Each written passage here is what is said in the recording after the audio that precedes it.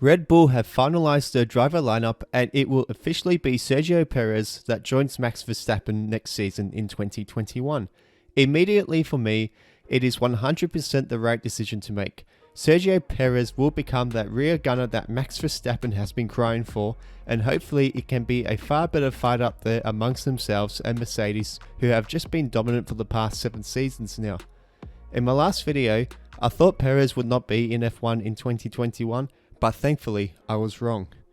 I also mentioned in my 5 takeaways video that I thought that Sergio Perez was the most underrated driver on the grid, and no wonder. He came 4th in the standings in 2020 with 125 points, and let's not forget, he managed to do this missing 2 races due to testing positive for COVID, and he also had those 2 retirements late in the season at both the first Bahrain race and in Abu Dhabi.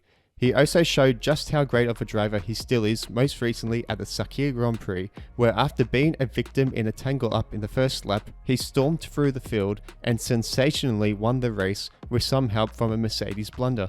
But still, he'd have come third if it weren't for that, and it was perhaps his best drive ever in his decade-long career.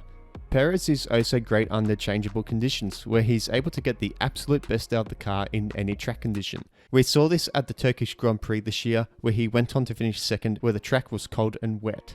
Speaking of his driving ability, I actually think he might just about be the best driver in the field when it comes to tyre management. He knows when to take it easy on the tyres in particular stages of the race. He knows how to take corners at which speed and gear, and how this will impact the tyres, and most importantly, he's able to provide quick laps or maintain a gap late on if he already has track position. And Red Bull historically being one of the better teams when it comes to tyre management, it will be a match made in heaven. But saying this, I should mention that 2020 wasn't exactly Red Bull's best year in this department. They particularly struggled with tyre management at Portugal, where Verstappen was over 30 seconds behind winner Lewis Hamilton, and Alexander Albon was a full lap behind.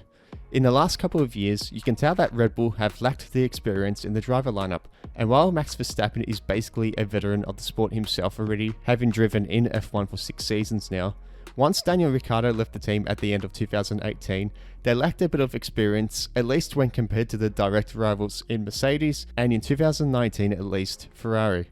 We know that Gasly immensely struggled in the Red Bull in 2019 and was demoted halfway in the season to Toro Rosso, now called AlphaTauri of course. And now Alex Albon struggled for a lot of 2020 and is out of Red Bull, and in fact he's out of F1 entirely now, and I feel for the guy. But F1 is a very tough industry, and if you're not performing, then you set yourself up to be replaced and forgotten very quickly.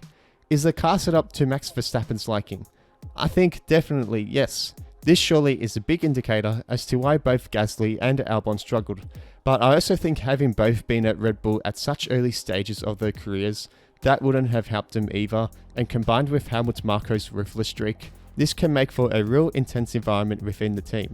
I think the performance of Sergio Perez in 2021 will purely determine if it was a lack of experience that held Red Bull back, or if the car is so accustomed to Max Verstappen's liking that it makes things just far more difficult for the second driver in that car to race with on weekends. As for Alex Albon, he will stay with the team for the moment and be the test and reserve driver. I made a video whether his F1 career is over. You can check it out once this video is finished if you like, but where to next for Albon? If I were Red Bull, I'd certainly be trying to keep him active in racing, and Formula E could be a fantastic option for the tyre driver to keep sharp. But he could still get an opportunity to race in F1 next year, as despite there being early vaccine rollouts for a vaccine in some countries around the world, there's still a major pandemic going on, and if a F1 driver from Red Bull or AlphaTauri does catch it, which is not impossible, then Albon might still make a cameo appearance here and there.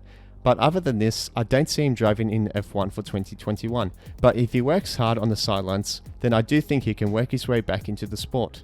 Other F1 drivers have taken this route in the past, like Romain Grosjean, Nico Hülkenberg, and even Fernando Alonso, who was without a drive after his rookie season in 2001 and raced again in 2003.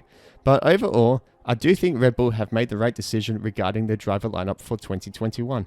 I am hoping Red Bull can improve their car just a little more so that there can be someone who can take the fight right up to Mercedes and perhaps take the championship fight right to the final day. I want to hear your thoughts on Red Bull signing Sergio Perez. Do you think it's a good move? Or do you think Perez's performances will clearly be inferior to those of Verstappen's and expose problems within the team?